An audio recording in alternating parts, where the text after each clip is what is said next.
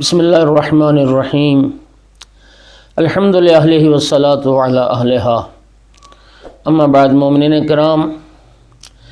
ہمارے معاشرے کی ایک رسم، ایک رواج جو کہ غلط رواج ہے۔ پہلے بھی اس موضوع پر ایک حدیث امام صادق علیہ السلام کی میں عرض کر چکا ہوں۔ آج ایک دوسری حدیث اسی موضوع پر لے کر حاضر ہوں، اور وہ یہ ہے کہ میت والے گھر میں کھانا کھانا یا میت والے گھر کے افراد کو مجبور کرنا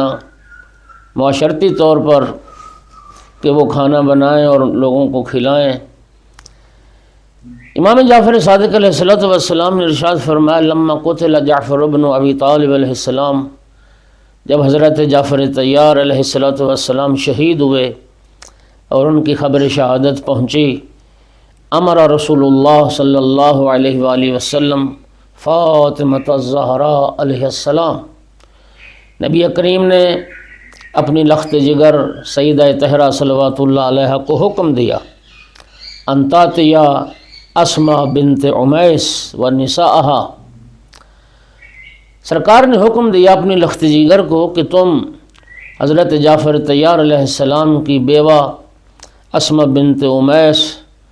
سلام اللہ علیہ کے پاس جاؤ اور ان کی مستورات کے پاس جاؤ، وَأَن تَصْنَعَ لَهُمْ طَعَامًا،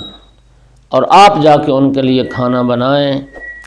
ثلاثۃ ایام، اور 3 دن تک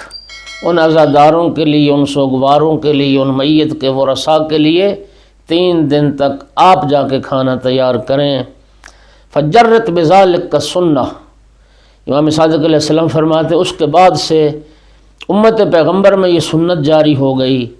کہ میت کے ورثاء کے لیے 3 دن تک کھانا بھیجا جائے۔ لیکن ہمارے معاشرے میں عجیب رسم ہے کہ کسی کا مر جائے تو پھر 3 دن کیا، اس کے 40 دن تک لوگ وہیں جا کے کھانا بھی کھائیں، وہیں جا کے چائے بھی پئیں اور وہیں جا کے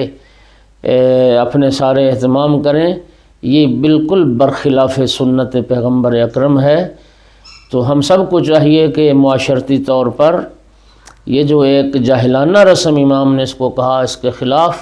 آواز اٹھائیں، اس کا حصہ بنیں، اور میت کے جو ورثاء ہیں، خدا جانے پہلے وہ اپنے مرحوم کی بیماری پہ کتنا خرچ کر چکے ہوتے ہیں، اور خصوصاً جو سفید پوش طبقہ ہے اور متوسط اور غریب گھرانہ ہے، سب لوگ جانتے ہیں کہ وہ اس رسم کی وجہ سے بیچارے مقروض ہو جاتے ہیں اور کتنے پریشان ہو جاتے ہیں۔ شاید مرنے والے کا دکھ انہیں اتنا نہیں رہتا ہوگا جتنا وہ ان رسموں کو پورا کرنے کے لیے پریشانی اٹھاتے ہیں۔ اللہ تعالی ہمیں سنت پیغمبر کو زندہ کرنے والوں میں سے، اس پر عمل کرنے والوں میں سے، پھیلانے والوں میں سے قرار دے۔ وآخر دعوانا الحمد للہ رب العالمین۔